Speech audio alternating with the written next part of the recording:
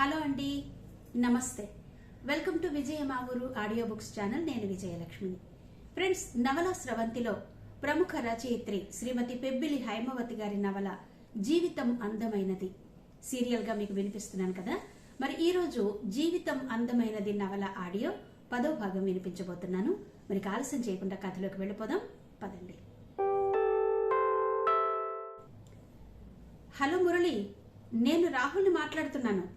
ఎలా ఉన్నారు మీరంతా అని అడిగాడు రాహుల్. ఫోన్లో స్నేహితుడి గొంతు వింటూనే ఆనందంతో వెలిగిపోయింది మురళి ముఖం. నాకేంరా, బాగానే ఉన్నాను. ఎంతవరకు వచ్చింది నీ ఇన్వెస్టిగేషన్ అని అడిగాడు మురళి. ఎక్కడ్రా, అసలు మొదలు పెట్టనే లేదు. నాన్నగారు నేను ఇక్కడికి రాకముందు సేకరించిన సమాచారం తప్ప ఇంకేం లేదు నా దగ్గర. కానీ మనం ఏం చెయ్యాలనుకుంటున్నామో, ఎందుకు ఇండియా వచ్చేద్దాం అనుకుంటున్నామో అంతా వివరంగా నాన్నగారికి చెప్పాను. అది విని అమ్మ నాన్న చాలా సంతోషపడిపోయారు అన్నాడు రాహుల్ ఉత్సాహంగా. నాకు తెలుసు వాళ్ళు సంతోషిస్తారని. సరే, మన ప్లాన్స్ గురించి చెప్పాక ఏమన్నారు వాళ్ళు? ఏవైనా సజెషన్స్ ఇచ్చారా అని అడిగాడు మురళి ఆత్రంగా. చాలా మంచి సజెషన్ ఇచ్చారా. మనం ఫార్మాస్యూటికల్ కంపెనీ పెడితే బాగుంటుందని అన్నారు. అది కూడా విశాఖపట్నంలో అయితే అన్ని విధాలా చాలా బాగుంటుందని చెప్పారు. అంతేకాదురా, దానికోసం చక్కటి ప్లేస్ ను కూడా సజెస్ట్ చేశారు నాన్నగారు. రేపు నేను విశాఖపట్నం వెళ్దాం అనుకుంటున్నాను. అక్కడికి వెళ్ళాక నాన్నగారి ఫ్రెండ్ ని కలుసుకుని ఆ స్థలం చూసేందుకు వెళ్తాను. చూసొచ్చాక డీటెయిల్డ్ గా మళ్ళీ ఫోన్ చేసి చెప్తాను అన్నాడు రాహుల్. విశాఖపట్నంలోనా? చాలా మంచి ఆలోచన. కానీ అక్కడ ల్యాండ్ రేట్ చాలా ఎక్కువ ఉంటుందేమో. మనకున్న ఫండ్స్ అన్ని ల్యాండ్ కే పెట్టేస్తే తర్వాత పరిస్థితి ఏంట్రా? ఇంతకీ లొకేషన్ ఎక్కడా అని అడిగాడు మురళి. ఎంత ఎక్కువైనా హైదరాబాద్ కంటే తక్కువే ఉంటుందిలేరా. ఎన్టీపీసీ పవర్ ప్రాజెక్టుకు దగ్గరలో కలపాక అనే గ్రామం ఉందిరా. అక్కడ నాన్నగారి ఫ్రెండ్ కి తెలిసిన వాళ్ళకి ఎవరికో భూములున్నాయట. వాళ్ళ పిల్లలందరూ ఫారిన్ లో సెటిల్ అవ్వడంతో ఆ భూమిని అమ్మేయాలనుకుంటున్నారట. కనుక మనకు వీలుగా రావచ్చు అన్నారు నాన్నగారు అన్నాడు రాహుల్. అలా అయితే ఒక మేజర్ ప్రాబ్లం సాల్వ్ అయినట్టే. కనుక మేము మూటా ముల్లే సర్దుకుని బయలుదేరాలన్నమాట ఇక్కడి నుండి అన్నాడు మురళి. అన్నమాట కాదురా బాబు, ఉన్నమాటే. మీరందరూ త్వరగా వచ్చి తలో పని అందుకుంటే గాని లాభం లేదురా. నిఖిల్ గాడు నేను ఎన్నని చూస్తాం అన్నాడు రాహుల్. సరేలేరా, బెంగపడకు. మేము ఆ ప్రయత్నంలోనే ఉన్నాము. ఉండనా మరి అన్నాడు మురళి. రాహుల్తో మాట్లాడి ఫోన్ పెట్టేశాక ప్రవీణ్ కి ప్రశాంత్ కి విషయం అంతా వివరంగా చెప్పాడు. వాళ్ళిద్దరూ కూడా చాలా మంచి ఆలోచన రాహుల్ నాన్నగారిది అన్నారు. ఆ తర్వాత అపర్ణకి రింగ్ చేశాడు ప్రశాంత్. హలో అపర్ణ, నేను ప్రశాంత్ని. ఏం చేస్తున్నావు అన్నాడు ప్రశాంత్. తెలుసు మహాశయ, తమ పేరు డిస్ప్లే అయింది ఫోన్లో. అయినా అర్ధరాత్రి ఫోన్ చేసి ఏం చేస్తున్నావని అడుగుతావేంటి?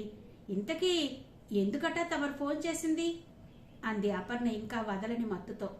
సారీరా, నిన్ను డిస్టర్బ్ చేశాను. కానీ ఈ సమయంలో నీతో మాట్లాడకుండా ఉండలేకపోయాను. నువ్వు చాలా సంతోషించే విషయం ఒకటి చెప్పనా? నేను ఇండియా వచ్చేస్తున్నాను అన్నాడు ప్రశాంత్. ఆ మాట వినడంతోనే నిద్రమత్తంతా వదిలిపోయింది అపర్ణకి. వాట్? ఏంటింత సడన్ గా ఇలాంటి నిర్ణయం తీసుకున్నావు? కొంపదీసి ఇవాళ ఏప్రిల్ 1 కాదు కదా అంటూ అపర్ణ క్యాలెండర్ కోసం గది చుట్టూ చూసింది. కాదులే, కంగారు పడకు. నేను నిజంగానే వచ్చేద్దాం అనుకుంటున్నాను. ఈ సంగతి మా ఫ్రెండ్స్ మధ్య 2-3 నెలలుగా నలుగుతోంది. పూర్తిగా కన్ఫర్మ్ అయ్యాక నీకు చెప్దామని ఆగాను ఇన్ని రోజులు. ఈవేళ కన్ఫర్మ్ అవడంతో వెంటనే నీకు రింగ్ చేశాను అన్నాడు ప్రశాంత్. ఇంతకీ ఏంటట సంగతి? మీరంతా ఇలాంటి నిర్ణయం తీసుకునేందుకు అని అడిగింది అపర్ణ. నీకు తెలియందేముంది? ప్రపంచమంతా ఆర్థిక మాంద్యంలో కూరుకుపోయిన కారణంగా మాలాంటి వాళ్ళందరి ఉద్యోగాలు ఊడుతున్నాయి కదా. అందులో భాగంగానే మా ఫ్రెండ్ ఉద్యోగం ఊడింది 3 నెలల క్రితం. అలాగే రేపో ఎల్లుండో మావి పోవచ్చని. అసలు ఈ బాధంతా ఎందుకు, మనమే ఇండియా వెళ్లిపోదాం అనుకున్నాం మేమంతా అన్నాడు ప్రశాంత్. గుడ్, అర్ధరాత్రి చేస్తే చేసావు గాని చాలా మంచి న్యూస్ చెప్పావు ఈరోజు. నా చదువు అయ్యాక నేను నీతో పాటు యుఎస్ వచ్చేస్తే ఇక్కడ అమ్మ నాన్న ఎలా ఉంటారోనని చాలా బెంగగా ఉండేది నాకు. ఇప్పుడు ఈ వార్త విన్నాక చాలా ప్రశాంతంగా ఉంది మనసు. మరి సంగతి మన ఊరు ఫోన్ చేసి చెప్పావా అని అడిగింది అపర్ణ. లేదు, ముందు నీకే చెప్పాలనిపించింది. నీకు నచ్చే న్యూస్ ఇంకోటి చెప్పనా? మేమంతా కలిసి విశాఖపట్నంలో ఫార్మాస్యూటికల్ ఫ్యాక్టరీ పెట్టాలనుకుంటున్నాం అంటూ దాని వివరాలన్నీ చెప్పాడు Prashanth. Wow, wonderful idea. So ఇలా మనిద్దరి వృత్తులకు లింక్ కుదిరిందన్నమాట. నిజంగా దీని వలన ప్రజలకు ఎంత ఉపయోగమో తెలుసా? ముఖ్యంగా చిన్నపిల్లలకు వచ్చే ఎన్నో రోగాలకు తగిన మందులు అందుబాటులో లేక అధిక సంఖ్యలో పిల్లలు చనిపోతున్నారని మొన్న ప్రభుత్వ సర్వే ద్వారా వెల్లడైంది. ఇది గాని మీరు చేపడితే ప్రభుత్వ పరంగా ఎటువంటి ఆటంకాలు ఉండవు. ఆ పైన అనుమతితో పాటు తగిన ప్రోత్సాహకాలు లభిస్తాయి అంది అపర్ణ ఉత్సాహంగా. అలా సంతోషంగా తెల్లారే వరకు ప్రశాంత్తో మాట్లాడుతూనే ఉండిపోయింది అపర్ణ. హలో మావయ్య, నేను రాహుల్ని మాట్లాడుతున్నాను. రేపు విశాఖపట్నం వస్తున్నాను, మీరు ఫ్రీయే కదా అన్నాడు. మేనల్లుడి గొంతు వింటూనే ఆనందపడిపోయాడు రాజశేఖర్. ఖాళీయేరా, రేపు గోదావరికా గరీబ్ రథ్కా నువ్వొచ్చేది అని అడిగాడు ఉత్సాహంగా. లేదు మామయ్య, అన్ని గంటలు ట్రైన్లో ప్రయాణం చేసే ఓపిక నాకు లేదు. రేపు ఉదయం 11 గంటల ఫ్లైట్లో వస్తున్నాను అన్నాడు రాహుల్. సరే అయితే ఎయిర్పోర్ట్కి వస్తానులే అన్నాడు రాజశేఖర్. మేనల్లుడు ఇక్కడికి వస్తున్నాడంటే ఒక పక్క సంతోషంగానే ఉన్నా మరో పక్క దివ్య తీరు చూశాక మేనల్లుడికి జవాబు చెప్పే సమయం ఆసన్నమైందని గుబులుగా కూడా ఉంది. మనసంతే ఏదో వ్యాకులపాటుకు గురికాగా ఫోన్ పెట్టేసి నిస్సత్తువుగా పక్కనున్న సోఫాలో కూలబడిపోయాడు. భర్త అలా నీరసంగా వాలిపోవడం గమనించిన జయంతి ఆదుర్దాగా అక్కడికొచ్చి, ఏంటండి, ఏమైంది అని అడిగింది. ఏం లేదు జయ, రేపు రాహుల్ వస్తున్నానని ఫోన్ చేశాడు. వాడికి జవాబు చెప్పవలసిన సమయం దగ్గర పడింది మనకు అన్నాడు రాజశేఖర్ దిగులుగా. అదా సంగతి, ఎలా రాసిపెట్టి ఉంటే అలాగే జరుగుతుంది. మన చేతుల్లో ఏముంది? అనవసరంగా ఆలోచించి ఒంటికి తెచ్చుకోకండి. మనమే ఇలా అయిపోతే పాపం పెద్దవాళ్ళు, అత్తయ్య మావయ్య గారి సంగతి ఏంటి చెప్పండి అంది జయంతి ఓదార్పుగా. ఆ మాటలు కాంతారావు గదిలో నుండి విన్నట్టున్నాడు. నిజమేరా రాజా, అయిందానికి కాందానికి ఇలా వర్రి అయితే కోడలు చెప్పినట్టు ఆరోగ్యం చెడిపోవడం తప్ప మరే ప్రయోజనం ఉండదు. అయినా మనం భయపడుతున్నంత బ్యాడ్ పొజిషన్ రాదనే నేను అనుకుంటున్నాను. మీరిక్కడ లేనప్పుడు దివ్యతో నేను చాలా విషయాలు మాట్లాడాను. ఓపెన్ మైండ్తో ఆలోచించమన్నాను. బహుశా ఆలోచిస్తుందనే అనుకుంటున్నాను. Let us hope and face the situation అన్నాడు. తండ్రి మాటలు కొంచెం ఊరట కలిగించాయి రాజశేఖర్కి. అలా అయితే మంచిదే నాన్న, వాడి నీడ కూడా సోకనివ్వాలంటేనే వస్తుంది చిక్కంతా అన్నాడు. అలాంటి పరిస్థితి రాదనే అనుకుంటున్నాను. నువ్వు నిశ్చింతగా ఉండు, అన్నీ అవే చక్కబడతాయి అన్నాడు కాంతారావు హామీ ఇస్తున్నట్టు. మీరన్నట్టు జరిగితే అంతకంటే కావలసిందేముంది మావయ్య అంది జయంతి. రాహుల్ మరునాడు వస్తున్నాడనే విషయాన్ని దివ్యకు చెప్పింది జయంతి. దివ్య, బాగా చదువుకున్న దానివి, తెలివైన దానివి. ఏ విషయమైనా సరిగ్గా అర్థం చేసుకునే పరిజ్ఞానం నీకుందనే నా నమ్మకం.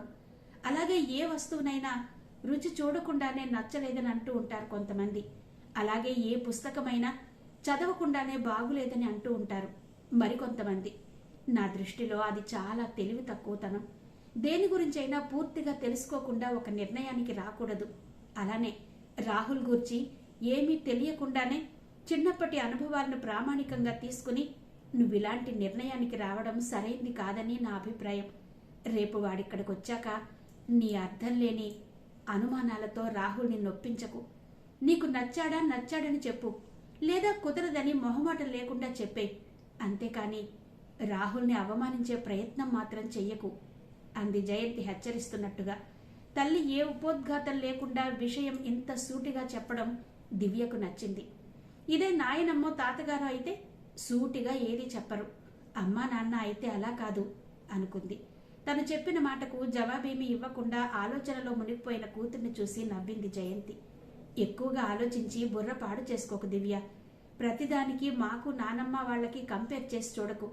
వారు పెరిగిన సర్కమ్స్టెన్సెస్, సరౌండింగ్స్ వారిని అలా తయారు చేశాయి తప్ప వారి మధ్య ప్రేమ లేక కాదు. ఇక మా సంగతి అంటావా? వాళ్లలా మాకెలాంటి ఆర్థిక ఇబ్బందులు గాని ఒత్తిళ్లు గాని లేవు. ఆ పైన నాన్నగారిది చాలా మృదు స్వభావం. కానీ కోపం వస్తే పట్టలేము. ప్రతిదానికి నేను సెన్సిటివ్గా ఏడుస్తూ ఉండేదాన్ని. ఏ విషయాన్నైనా తలుచుకుని బాధపడేదాన్ని. దాంతో మూడౌట్ అయిపోయేది నాన్నగారికి. ఎందుకు ఇలా జరుగుతోందని ఇద్దరం కలిసి సమీక్షించుకున్నాం.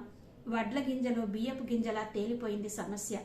నా ఫీలింగ్స్కు ప్రాధాన్యత ఇస్తూ నేను నొచ్చుకోకుండా చూసేవారు మీ నాన్నగారు. నేను కూడా నాన్నగారికి నచ్చని పని ఏది చేసేదాన్ని కాదు. ఈవెన్ చీర కొనుక్కునేందుకు కూడా ఒంటరిగా ఎప్పుడూ బజారుకు పోలేదు. అలా మా ఇద్దరి మధ్య ఉన్న అండర్స్టాండింగ్ మేము చాలా అన్యోన్యంగా ఉండేలా చేసింది. అయితే మేమలా అన్యోన్యంగా ఉండడానికి ప్రధాన కారణం మీ నాన్నమ్మే. తమ చుట్టూ ఉన్నవారు సరదా కోసమో ఏడిపించడానికో ఏదో కామెంట్ పాస్ చేస్తూ ఉంటారు. మా విషయంలో అలాంటిదేమీ జరగకుండా జాగ్రత్త పడ్డారు నానమ్మ. అందుకే వాళ్లకెదురైన చేదు అనుభవాలేవి మాకెదురు కాలేదు. ఇక్కడో చిన్న సంఘటన నానమ్మ వాళ్ల అనుభవం చెప్తాను. తాతగారు పెళ్లైన కొత్తలో నానమ్మను తీసుకుని సినిమాకు వెళ్లారట రిక్షాలో. ఆయన భార్య భుజం చుట్టూ చేతులు వేసి రిక్షాలో కూర్చోవడం చుట్టాలో తెలిసినవారో ఎవరో చూశారట.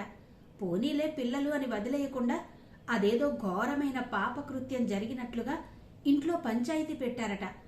మాంసం తింటున్నామని బొమికలు మెళ్ళ వేసుకుని తిరుగుతామా? ఎంత పెళ్ళామైతే మాత్రం అలా నడి రోడ్డులో భుజాల మీద చేతులు వేసుకుని వెళ్లాలా అంటూ రాద్ధాంతం చేశారట. పాపం వాళ్ళందరి ముందు ఆ రోజు సిగ్గుతో చితికిపోయారట.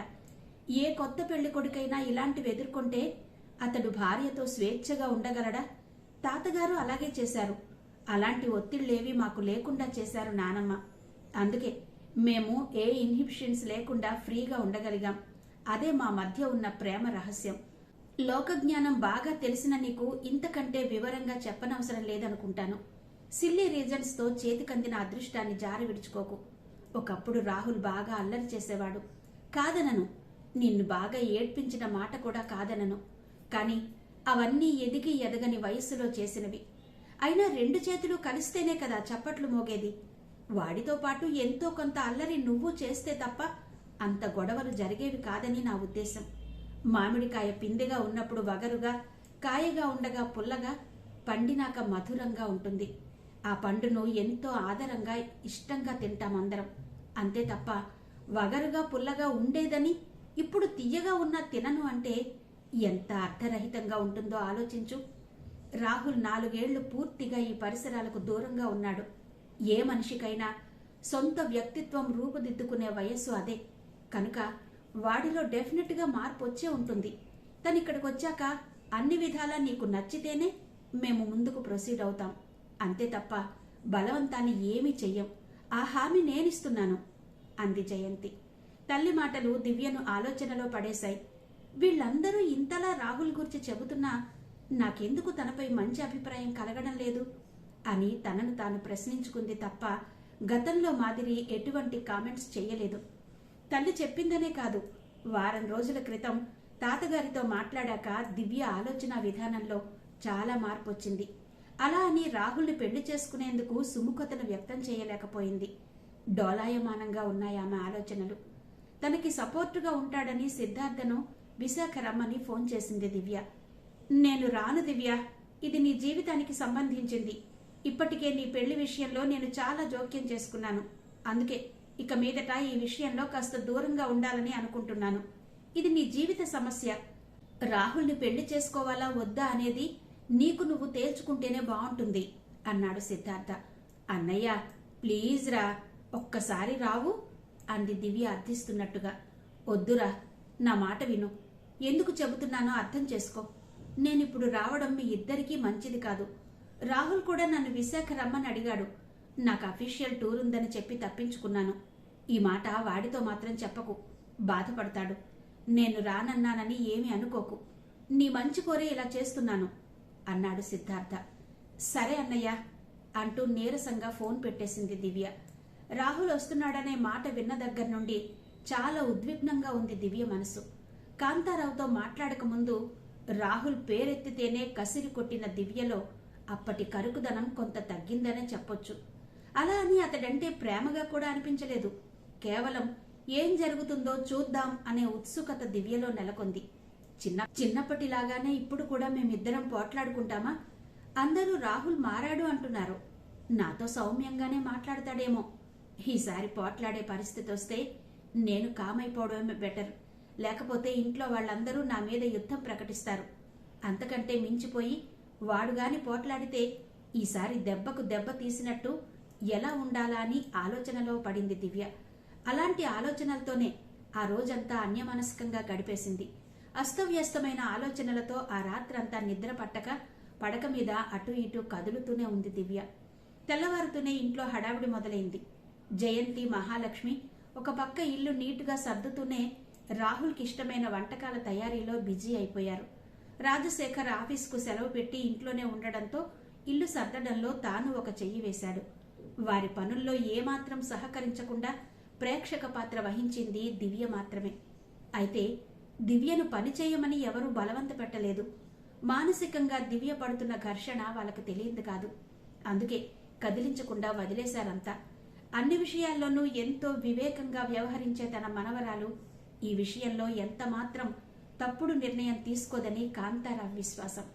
రాజశేఖర్ తన ఫ్రెండ్ని అడిగి కారు తీసుకొచ్చాడు ఎయిర్పోర్టుకు వెళ్లేందుకు. కొడుకుతో పాటు కాంతారావు కూడా వెళ్ళాడు మనవణ్ణి రిసీవ్ చేసుకునేందుకు. వాళ్ళు వెళ్ళాక కూడా ఇంకా ఏదో ఆలోచిస్తూనే కూర్చుంది దివ్య. ఇంతలో అక్కడికొచ్చింది సాహితి. ఇద్దరివి పక్క ఇళ్లు కావడంతో ఒకరింటికొకరు ఇలా వస్తూ పోతూ ఉండడం పరిపాటే. ఏంటే, కాబోయే పెళ్లి కూతురా, కాబోయే శ్రీవారు వస్తున్నారనగానే అమ్మాయి గారి ఆలోచనలన్నీ అట్టే ఉన్నట్టున్నాయే అంది సాహితి పరిహాసంగా.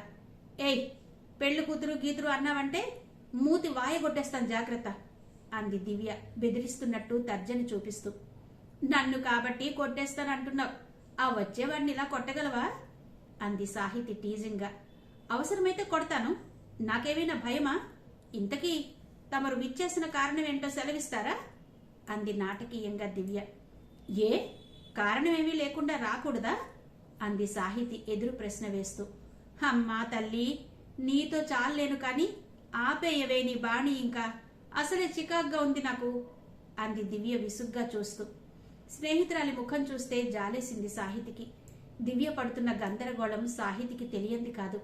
అలా అని తానేమీ సలహా ఇచ్చే ప్రయత్నం కూడా చేయలేదు. అది పూర్తిగా దివ్య సమస్య కనుక తానే డిసైడ్ చేసుకోవాలి అనుకుంది. అందుకే టాపిక్ మార్చేసింది. ఏం లేదే, మొన్న నువ్వు నా పుట్టినరోజుకు రాసిన కవిత మా నాన్నగారికి చాలా నచ్చిందట. ఏదైనా పత్రికకు పంపమనలేకపోయావా నీ స్నేహితురాల్ని అన్నారు. ఆ మాటే చెప్దామని వచ్చాను నేను అంది సాహితి. తన రచనల గురించి స్నేహితురాలు మాట్లాడడంతో అంతవరకు ఉన్న చికాకంతా ఎగిరిపోయింది దివ్యకి. తాత్కాలికంగా తన సమస్యను పక్కకి నెట్టేసింది. నీకు నాకు నచ్చితే సరిపోతుందా? ఆ పత్రికల వాళ్ళకి నచ్చొద్దా? పేరున్న వాళ్ల రచనల్నే పరిశీలిస్తారు. నాలాంటి కొత్త వాళ్లను అసలు పరిగణనలోకి తీసుకోరు. అసలు వాళ్ళు మాలాంటి వాళ్ల రచనలు పరిశీలిస్తున్నారా లేదా అని చిన్న అనుమానం అంది దివ్య నిరాశగా. ఏ, నీ రచనలకే? ఎవరి సంగతి ఏమో గాని నాకు మాత్రం చాలా నచ్చుతాయి. నా పుట్టినరోజుకి నువ్వు రాసిన కవిత నాకు కంటతా వచ్చేసింది తెలుసా. Friendship is rainbow between two hearts. నాకు ఈ వాక్యం ఎంత నచ్చిందో. ఇదేం నా స్వంత వాక్యం కాదులేమ్మా, ఎక్కడో కాపీ కొట్టాను అంది దివ్య. అయినా జీవిత సత్యం కదా, ఎంతో అద్భుతంగా ఉందది. పోన్లే, అది వదిలే. స్నేహానికి చిరునామా నువ్వే. సృష్టిలో తీయనిది స్నేహమైతే ఆ స్నేహానికి నిర్వచనం నువ్వే. కలిమిలేములు ఎంచనిది, దేహాలు వేరైనా మనసు ఒకటై మృతినైనా చితినైనా మాయనిది స్నేహమేనట. వసంతం వస్తేనే కోయల కూస్తుందట. మల్లెలు జాజులు విరబూసి జగతిని పరిమళ భరితం చేస్తాయట. సాహితీ ఎక్కడుంటే అక్కడ నవ్వుల పువ్వులేనట. మాట మంచి గంధమైతే మనసు నవనీతమేనట. నీతో ఉంటే మమతల విరివనిలో విహరిస్తున్నట్టుగా, ప్రేమానురాగాల జడివానలో తడిసి ముద్దవుతున్నట్టుగా ఉంటుంది నాకు.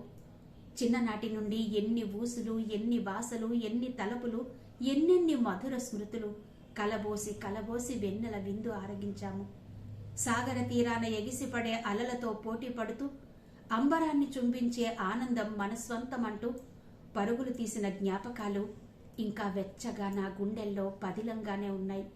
నీ జన్మదిన శుభ సందర్భాన కానుకగా తేలేను నీ మనసుకు దీటగు మణిమాణిక్యాలను, ఈయలేను నీ చెలిమికి సాటగు ఏ చీని చీనాంబరాలను. ఇలా నా మనసును పూచిన అక్షరాలనే మాలిక చేసి అందిస్తున్నాను. అందుకో ప్రియనేస్తమా. సాహితి అంటే కురిసే వెన్నెలవాన, నడిచే నవ్వులవాన అంటూ ఎంత బాగా ఏర్చికూర్చి రాశావే. ఇది చదివే వరకు తెలియదే దివ్య, నీలో ఇంత భావుకత్వం దాగి ఉందని. ఈ కవితను కొంచెం మోడిఫై చేసి ఏదైనా పత్రికకు పంపించవే దివ్య అంది సాహితి. కాకి పిల్ల కాకికి ముద్దని మన రాతలు మనకి బాగానే కనిపిస్తాయి, కానీ పై వాళ్ళకి నచ్చాలి కదా అంది దివ్య. అందుకని ఏ ప్రయత్నము చెయ్యకుండా చేతులు ముడుచుకుని కూర్చుంటావా? ఇలాంటి అపజయాలకు జడిసి ఉంటే థామస్ ఆల్వా ఎడిసన్ చీకటిని తరిమి కొట్టే బల్బును కనిపెట్టేవాడా? గ్రాహం బెల్ టెలిఫోన్ కనిపెట్టకపోతే సుదూర తీరాలను దగ్గర చేస్తూ మనం ఈనాడు గంటలు గంటలు ఫోన్లో బాతాకాని వేసేవాళ్లమా? జీవితం ఒక యుద్ధం, పోరాడి గెలవాలంటూ పెద్ద లెక్చర్ దంచుతావే. అలాంటిది ఇంత పిరికిగా ఎలా మాట్లాడుతున్నావు నువ్వు అంది సాహితి ఆశ్చర్యంగా. నిరాశ కాక ఏముంది చెప్పు అంటూ కబోర్డ్లో నుంచి కొన్ని పేపర్లు తీసి సాహితి చేతిలో పెడుతూ, ఈ కథ ఇప్పటికి ఎన్ని పత్రికలకు పంపానో తెలుసా? అయినా ఒక్కరూ ప్రచురించలేదు. ప్రయత్నించి ప్రయత్నించి ప్రాణం విసిగిపోయిందంటే నమ్ము అంది దివ్య. ఏది ఇటివ్వు, నేను చదివి చెప్తాను అంటూ తీసుకుని కథ మొత్తం ఏకబిగిన చదివేసింది సాహితి. ఓ దివ్య, అద్భుతంగా ఉందే కథ. అంతకు ముందు సంగతి నాకు తెలియదు గాని ఇదిగో ఈ పత్రికకు పంపి చూడు అంది సాహితి తన చేతిలోని పత్రికను చూపిస్తూ.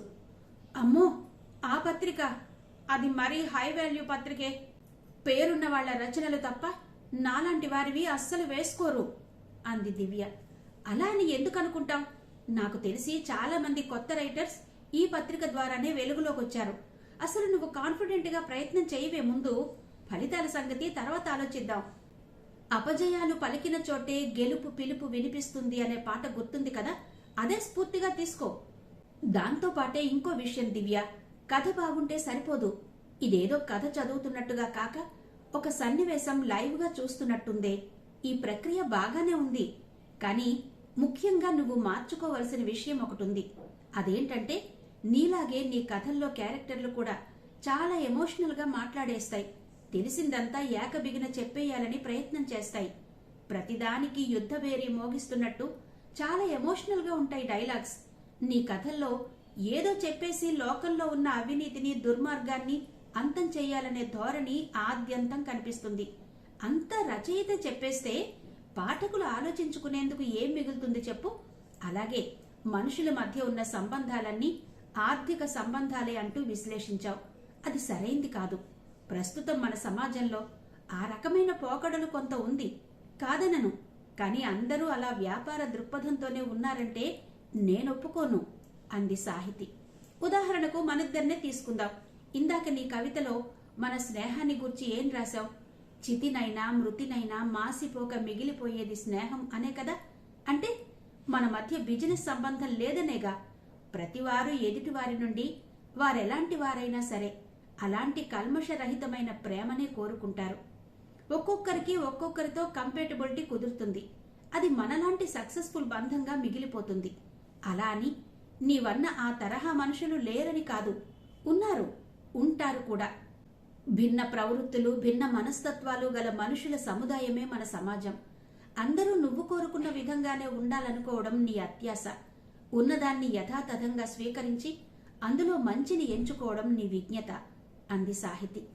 ఇంకో మాట, faith gives us courage to face the present with confidence and the future with acceptancy. అంటే ఆత్మవిశ్వాసం వర్తమానాన్ని ఎదుర్కోవడానికి ధైర్యాన్నిస్తుంది. అంతేకాదు భవిష్యత్తు పట్ల ఆశావహ దృక్పథం కల్పిస్తుంది అంది సాహితి. ఫెంటాస్టిక్ సాహితి, ఎక్కడిదే ఈ కొటేషన్ అంది దివ్య. ఇందాక నువ్వన్నావు కదా హై వాల్యూ పత్రిక అని, అందులోదే ఈ కొటేషన్. వారం వారం ఇలా ఏదో ఒకటి వేస్తారు. అవన్నీ కలెక్ట్ చేసుకుని ఇలా సందర్భోచితంగా వదులుతూ ఉంటాను అంది. అందుకే సాహితి, నువ్వంటే నాకిష్టం. ఆ మధ్య నేను మా అమ్మ డైరీలో ఒక పేజీ చదివాను. అందులో నువ్వు చీకట్లో ఉంటే దారి చూపించేవాడు నిజమైన స్నేహితుడు, నువ్వు నడక ఆపినప్పుడు నిన్ను ముందుకు నడిపించి ఒక గైడ్లా సహకరించేవాడు స్నేహితుడు, నువ్వు సంతోషంగా ఉన్నప్పుడు అతను పాటలా హాయినిస్తాడు, ఒంటరిగా నిరాశలో కూరుకుపోయినప్పుడు తోడుగా ధైర్యాన్నిస్తాడు, నువ్వు విచారంగా ఉంటే నీ దిగులు పోగొట్టి నీ పెదవులపై నవ్వులు పూయించడానికి ప్రయత్నిస్తాడు నీ స్నేహితుడు అన్నాడట హ్యూగో. ఆ మాటలు అమ్మ రాసుకుంది. ఇప్పుడు నీ మాటలు వింటుంటే నాకదే గుర్తుకొచ్చింది అంది దివ్య. కదా, అందుకే నేను చెప్పినట్టు చెయ్యి. ప్రతి ఓటమి గెలుపుకు నాందిగా భావించి ముందడుగు వెయ్యి. ఏదో నాడు జాక్పాట్ కొట్టకపోవు, అంది సాహితి ఉత్సాహంగా. ఇంక క్లాస్ పీకకే బాబు. నువ్వు చెప్పినట్టే ఈ కథను నీ పుట్టినరోజు కవితను కూడా పత్రికకు పంపిస్తాను అంది దివ్య. That's good. ఇప్పుడు మంచి అమ్మాయి అనిపించుకున్నావు. మరి నే వెళ్ళిరానా? నీ హీరో వచ్చే టైం అయినట్టుంది అంది సాహితి అల్లరిగా నవ్వుతూ. రాక్షసి, నిన్ను చంపేస్తానే అంటూ సాహితి వెంట పడింది దివ్య. అయితే ఇందాకటంతటి కోపం విసుగు లేవా మాటల్లో. దివ్య మనసంతా తన కథల ప్రచురణల చుట్టూ తిరుగుతుండడం వలన స్నేహితురాల్ని చాలా తేలిగ్గా క్షమించేసింది. ఫ్లైట్ అరైవింగ్ అంటూ అనౌన్స్మెంట్ వినిపించడంతో రాజశేఖర్, కాంతారావు ఆతృతగా ఎగ్జిట్ గేట్ వైపు చూడసాగారు. రాహుల్ కనబడడంతోనే వాళ్ళిద్దరి కళ్ళు మెరిశాయి. చక్కని పసిమి ఛాయతో హ్యాండ్సమ్గా ఉన్న రాహుల్ని చూసేందుకు రెండు కళ్ళు చాలలేదు కాంతారావుకి. ఆర్తిగా రెండు చేతులు చాచి మనవడిని హృదయానికి హత్తుకున్నాడు. ముగ్గురూ లగేజ్ తీసుకుని కారెక్కారు. రాజశేఖర్ డ్రైవింగ్ సీట్లో కూర్చున్నాడు. మామయ్య, నేను డ్రైవ్ చేస్తాను, మీరిటు రండి అన్నాడు రాహుల్. వద్దులేరా, ఇక్కడ రోడ్ల మీద నీకు అలవాట్లేదు. ట్రాఫిక్ రూల్స్ అతిక్రమించావంటూ సైలెంట్గా కేసు రాసేసి నెంబర్ నోట్ చేసుకుని ఫైన్ కట్టమని నోటీస్ పంపిస్తారు అన్నాడు రాజశేఖర్. ఓ, అదొకటి ఉంది కదూ అంటూ మేనమామ పక్క సీట్లో కూర్చున్నాడు రాహుల్. నీతో పాటు అమ్మా నాన్న కూడా వస్తే బావుండేదిరా అన్నాడు కాంతారావు. వద్దామని అనుకున్నారు గాని మంచి రోజు చూసుకుని వద్దామని ఆగారు తాతయ్య అన్నాడు రాహుల్ చిన్నగా నవ్వుతూ. మేనల్లుడి గొంతులో ధ్వనించిన సంతోషం రాజశేఖర్ గుండెల్లో గుబులు పుట్టించింది. భవిష్యత్తు ఎలా ఉంటుందో అన్న భయంతో. సంతోషంతో వెలిగిపోతున్న మనవడి ముఖం చూసి భారంగా నిట్టూర్చాడు కాంతారావు. మావయ్య, కారు కొత్తదిలా ఉంది, ఎప్పుడు తీసుకున్నారు అని అడిగాడు రాహుల్. కారు కొత్తదే గాని నాది కాదురా, నీకోసమని మా ఫ్రెండ్ని అడిగి తీసుకొచ్చాను అన్నాడు రాజశేఖర్. ఏం మావయ్య, ఇంకా కారు కొనలేదు మీరు అని అడిగాడు రాహుల్. కొందామని అనుకుంటున్నానురా, కాని మీ అత్తయ్యే బ్రేకులు వేస్తోంది. ముందు ముందు పెళ్లి పేరంటమని బోలెడు ఖర్చుందని అంటూ నవ్వేశాడు రాజశేఖర్. అది నిజమేననుకోండి, కానీ ఈ వయసులో కాకపోతే మీరు ఇంకెప్పుడు ఎంజాయ్ చేస్తారు మావయ్య? నాన్నగారు కూడా ఇలాగే అన్నారు కారు కొనేందుకు. నేనెంత చెప్పినా వాళ్ళు వినిపించుకోలేదు. అందుకే మొన్న జరిగిన వాళ్ళ మ్యారేజ్ డేకి అక్కడి నుండే కార్ బుక్ చేసి మ్యారేజ్ డే గిఫ్ట్గా ప్రజెంట్ చేశాను అన్నాడు రాహుల్. మంచి పని చేశావురా, అమ్మ కూడా చెప్పిందా సంగతి అన్నాడు కాంతారావు మనవడి వంక ఆనందంగా చూస్తూ. వాళ్లు కబుర్లలో ఉండగానే కారు గమ్యం చేరుకుంది. జయంతి, మహాలక్ష్మి కారు సౌండ్ వినడంతోనే గేటు దగ్గరకొచ్చేశారు సంబరంగా. దివ్య మాత్రం వారిలా బయటకు వెళ్లలేక లోపల ఉండలేక సతమతమైంది. అంతా లోపలికొచ్చేశారు. రాహుల్ని చూడ్డంతోనే బాగున్నావా అని పలకరించబోయింది దివ్య. ఇంతలోనే బాగున్నావా దివ్య అంటూ కుశలమడిగాడు రాహుల్. అనురాగమంతా ఆ పలకరింపులోనే రంగరించినట్టు ఎంతో మృదువుగా ఉంది అతడి గొంతు. ఆ గొంతులో తనంతకు ముందు ఎన్నడూ విని ఉండని మార్దవం ఒక్క క్షణం దివ్యను అవాక్కయ్యేలా చేసింది. గతంలో వాళ్ళిద్దరూ ఎప్పుడు కలుసుకున్నా చిటపటలు, పుల్లవిరుపు మాటలతోనే నడిచేది సంభాషణ. అందుకు భిన్నంగా జరిగిందా రోజు. అయితే రాహుల్ మారాడని అందరూ చెప్తుండడం వలన దివ్య అతడిలో ఈ మార్పును ముందుగానే ఊహించింది. కానీ అతడే ముందుగా పలకరించడం కొంచెం వింతగానే అనిపించింది ఆమెకు. 4 సంవత్సరాల తర్వాత ఒకరినొకరు చూసుకోవడంతో ఇద్దరికీ తడబాటుగానే ఉంది. దివ్యకు నా మీద కోపం ఇంకా అలాగే ఉందా అని రాహుల్ ఆలోచిస్తూ ఉంటే, వచ్చాడ్రా బాబు నా ప్రాణానికి, అందరి వంతు అయింది, ఇహ వీడు మొదలు పెడతాడు కాబోలు పెళ్లి చేసుకోమని అనుకుంది దివ్య. అలా అనుకుందే గాని అందులో ఏమాత్రం గతంలోలా తీవ్రత లేదు. లెటస్సీ అనుకుంది మనసులోనే.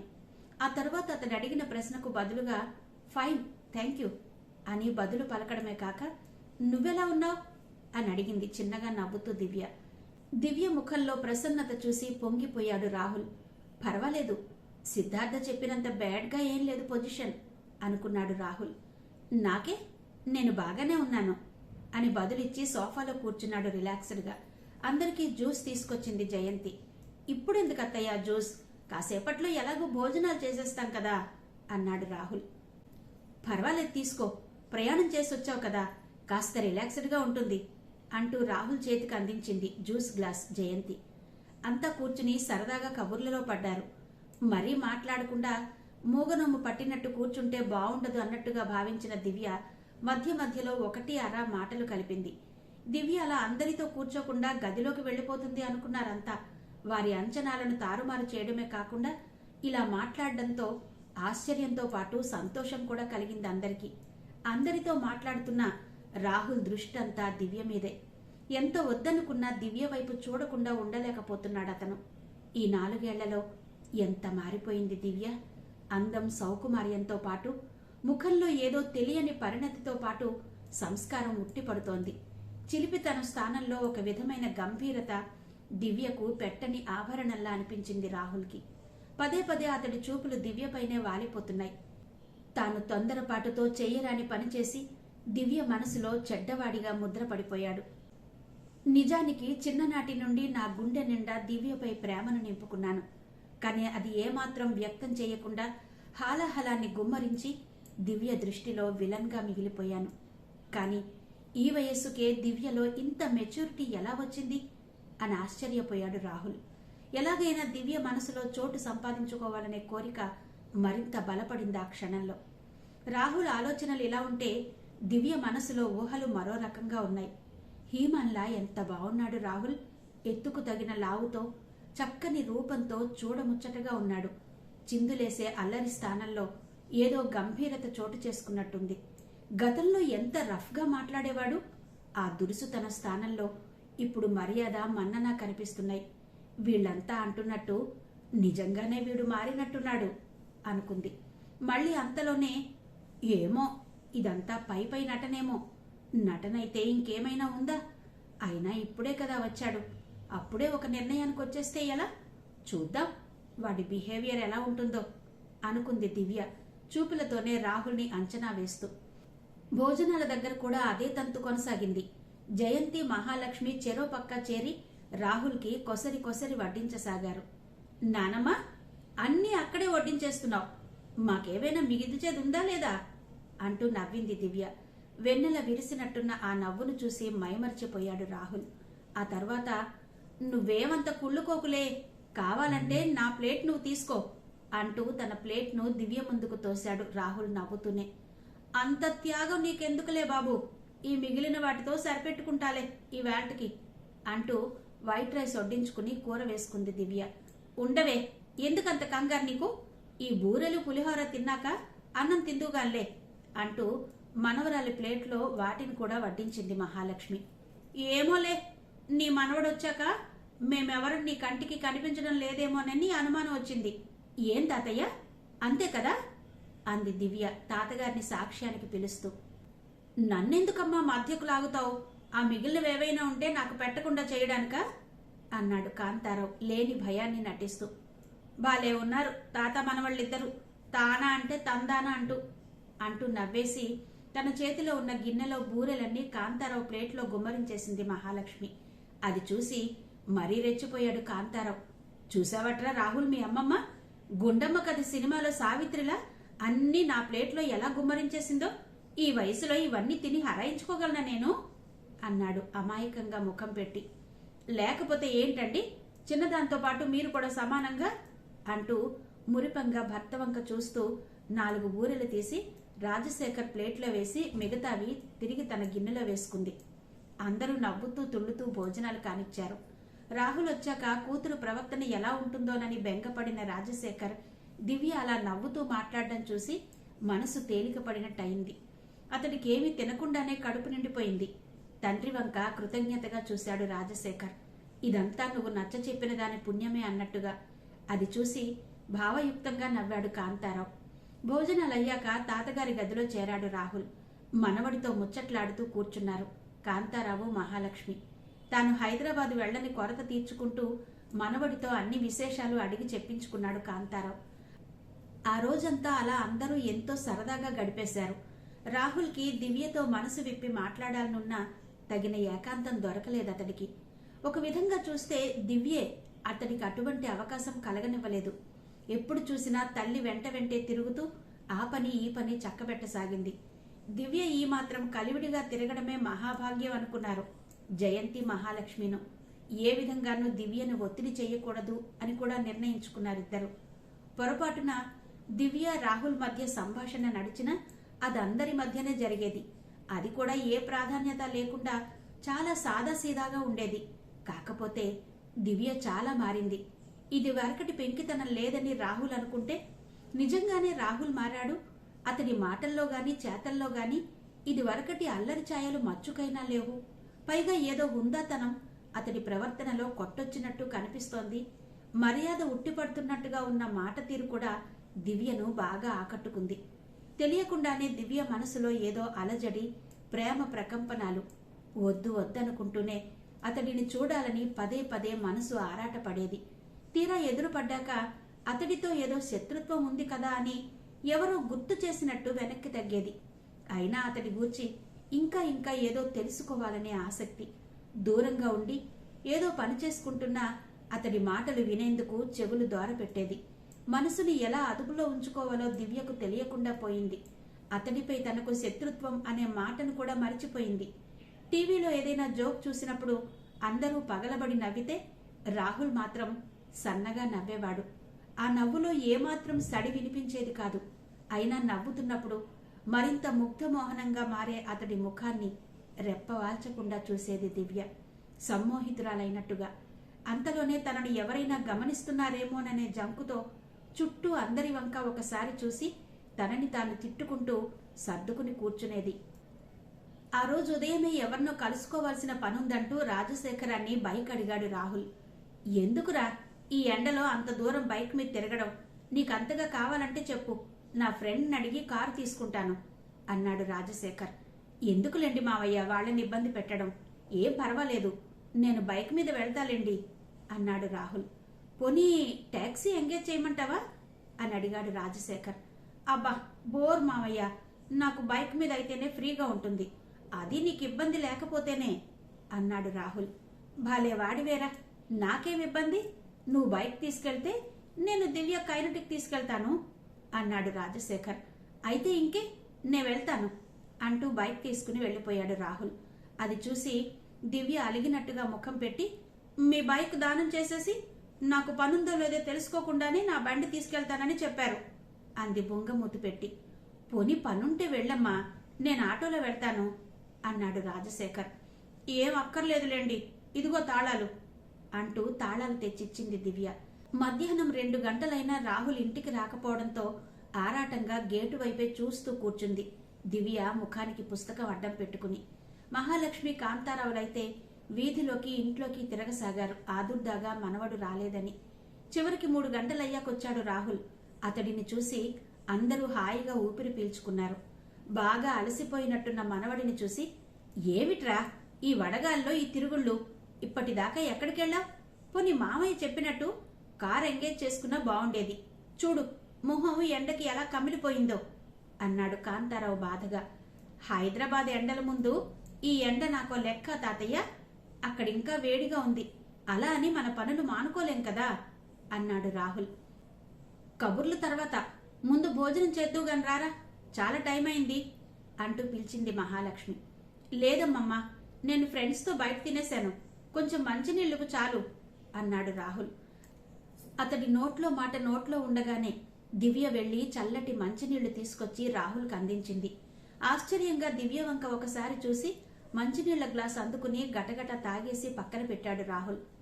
ఈ 4 ఏళ్లలో విశాఖపట్నం రూపురేఖలు చాలా మారిపోయాయి తాతయ్య, ఏది ఎక్కడ ఉందో అస్సలు పోల్చుకోలేకపోయాననుకోండి అన్నాడు రాహుల్. అవునరా, చాలా మారిపోయింది, ఎక్కడ చూసినా కన్స్ట్రక్షన్సే. ఈ గ్రూప్ హౌసులు, అపార్ట్మెంట్లు వచ్చాక ఊరు స్వరూపమే మారిపోయింది అన్నాడు కాంతారావు. అవునవును, మీ ఇంటి చుట్టుపట్ల కూడా అన్ని అపార్ట్మెంట్సే, మీలాగా 1-2 ఇళ్ళు ఇండివిజువల్ గా మిగిలాయి అన్నాడు రాహుల్. మాది కూడా డెవలప్మెంట్కి ఇవ్వమని అడిగారా, కానీ మామయ్యకు పిల్లలకు అసలు ఇష్టం లేకపోయింది అన్నాడు కాంతారావు. అవును, మనం ఈ ఇంట్లో స్వేచ్ఛగా స్వతంత్రంగా బ్రతుకుతున్నాం. ఇదే అపార్ట్మెంట్లో ఉంటే పైన రూఫ్ మనది కాదు, కింద నేల మనది కాదు, కానీ ఇప్పుడు ఇంటి చుట్టూ చక్కని చెట్లు, చల్లని గాలి, మనసుకు హాయినిచ్చే వాతావరణం. వీటి ముందు మనకొచ్చే ఆ కోట్లు లక్షలు దిగదుడిపే కదా అంటూ నవ్వింది దివ్య. ఆ మాటలు విని అడ్మైరింగ్ గా చూశాడు రాహుల్. నువ్వు నవ్వితే చాలా బావుంటావు అని చెప్పాలనిపించింది అతడికి, కానీ అందరూ ఉన్నారని మౌనం వహించాడు. తర్వాత అలా అలా సంభాషణ, సినిమాలు, సాహిత్యం, దేశ రాష్ట్ర రాజకీయ సమస్యలపైన, ఎన్నికల పొత్తులు బలాబలాల గురించి, ఫలితాలు వెలువడ్డాక పొత్తులపై వైఫల్యాల గురించి ఘాటుగానే చర్చలు జరిగాయి. ఎండ కొంచెం చల్లబడ్డాక ఎప్పటిలాగే డాబా మీదకు వెళ్లి అటూ ఇటూ పచార్లు చేయసాగింది దివ్య. సాయం సంధ్యలో చల్లని పిల్లగాలులు మనసుకు శరీరానికి హాయినిస్తుండగా ఆకాశానికి హారతి పడుతున్నట్టుగా నారింజ రంగులో ఉన్న సూర్యబింబాన్ని చూడడం అంటే ఎంతో ఇష్టం దివ్యకు. కొంచెం సేపయ్యాక రాహుల్ కూడా డాబా మీదకు వెళ్లాడు. దివ్యతో మాట్లాడేందుకు వీలవుతుందో చూద్దామని. అతన్ని చూసి పలకరింపుగా నవ్వింది దివ్య. హైదరాబాద్లో మాదిరి ఇక్కడ కూడా కట్టడాలు పెరిగిపోయినా చుట్టూ కొండలు, సముద్రం, ఆ పైన అక్కడక్కడ తమ ఉనికిని చాటుతోన్న పచ్చదనంతో విశాఖ తన ప్రత్యేకతను నిలబెట్టుకుంటోంది. అదే అక్కడైతే ఎడతెరిపిలేని ట్రాఫిక్, క్రిక్కిరిసిన కట్టడాలు, ఆపై నిత్యం జరిగే కోట్లాటలు, ఘర్షణలతో ప్రశాంతత అన్నదే లేకుండా పోయింది. ఇంచుమించు ఇక్కడ అలాంటి పరిస్థితిలో ఉన్న ప్రకృతి అందంతో పాటు ఏ కొట్లాటలు, ఘర్షణలు లేని ప్రశాంత జీవనం విశాఖవాసుల స్వంతం కదూ అంటూ ముగ్ధుడైనట్టుగా వాతావరణాన్ని చూడసాగాడు రాహుల్. అంతలో గేటు చప్పుడవడంతో కిందికి తొంగి చూసింది దివ్య. తన ఫ్రెండ్ సాహితి గేటు తీసుకుని రావడం గమనించి కిందకు వెళ్లి సాహితిని వెంట పెట్టుకుని వచ్చింది. దివ్య వెంట వచ్చిన అమ్మాయిని చూసి నిరాశ చెందాడు రాహుల్. ఈ రోజు కూడా తనకు దివ్యతో మాట్లాడేందుకు కుదరలేదని. హాయ్ రాహుల్, బావున్నావా అంటూ వస్తూనే విష్ చేసింది సాహితి.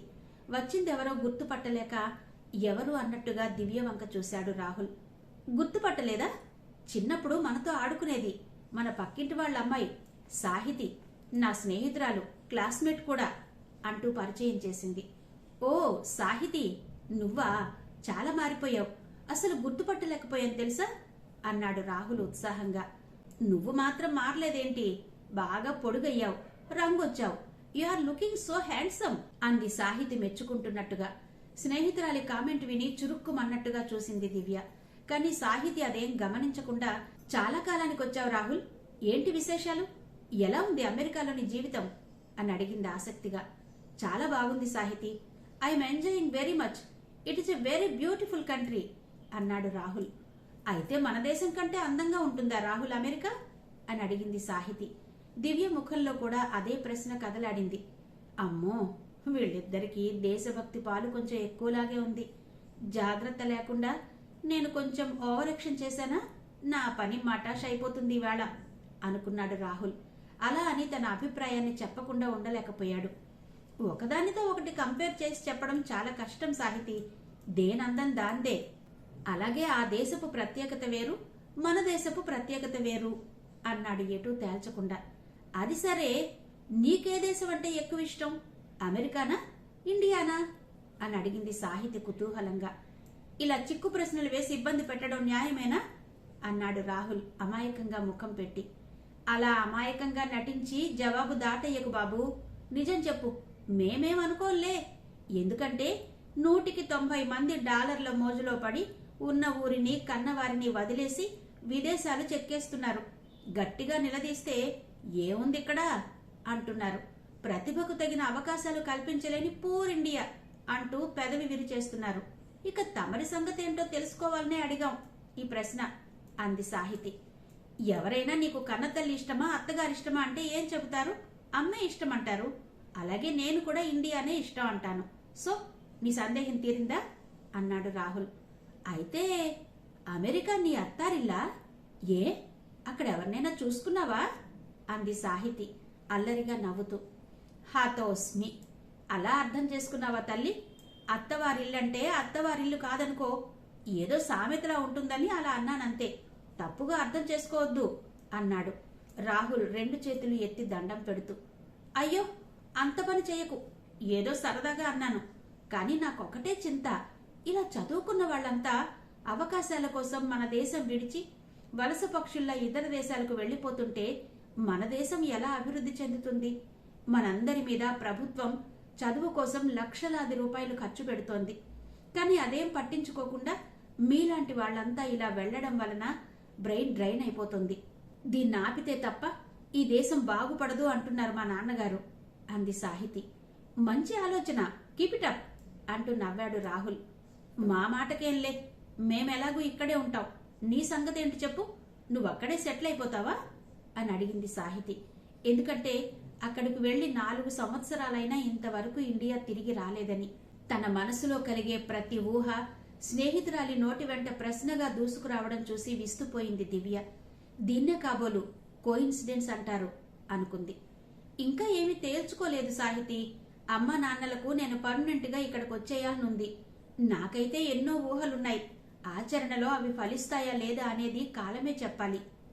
ఏమో రాహుల్, మీలాంటి మేధావులంతా ఇలా విదేశాల్లో స్థిరపడిపోవడం నాకేమాత్రం సమ్మతం కాదు. చదువుల కోసం, ఉద్యోగాల కోసం అక్కడికి వెళ్లిన వాళ్లకు ఏవైనా రక్షణ ఉందా? ఆస్ట్రేలియాలో ఇండియన్స్ పై దాడుల గురించి రోజుకో వార్త వింటున్నాం. ఎన్నో ఆశలతో మన తల్లిదండ్రులు కష్టపడి చదివించి అక్కడకు పంపితే డాలర్ల మాట దేవుడెరుగు, శవాలుగా మారి తిరిగి వస్తున్నారు. ఈ మధ్య ఎక్కడ చూసినా ఇలాంటి వార్తలే. ఈ సంవత్సర కాలంలో వేరియస్ రీజన్స్ కారణంగా మన రాష్ట్రం వారే 7 చనిపోయారు. ఇదంతా చూస్తూ ఉంటే పరుగెత్తి పాలు తాగడం కంటే నిలబడి నీళ్లు తాగడం మేలనిపిస్తోంది అంది సాహితి. అవును, గంగిగోవు పాలు గరిటెడైనను చాలు, కడివడైననేమి కరము పాలు అని భద్రత లేకుండా అక్కడ సెకండ్ సిటిజన్స్ లా ప్రాణాలు అరచేతిలో పెట్టుకుని బ్రతికే కంటే ఆదాయం తక్కువైనా మన దేశంలో స్వేచ్ఛగా సుఖంగా బ్రతకొచ్చు కదా అంది దివ్య. అవును, ఇక్కడ లేనిదేంటి, అక్కడ ఉన్నదేంటి? మన దేశంలో కూడా వసతులకు, వనరులకు లోటు లేదు. దాన్ని వినియోగించుకుని నీలాంటి మేధావులంతా ఎన్ని వండర్స్ అయినా సృష్టించొచ్చు.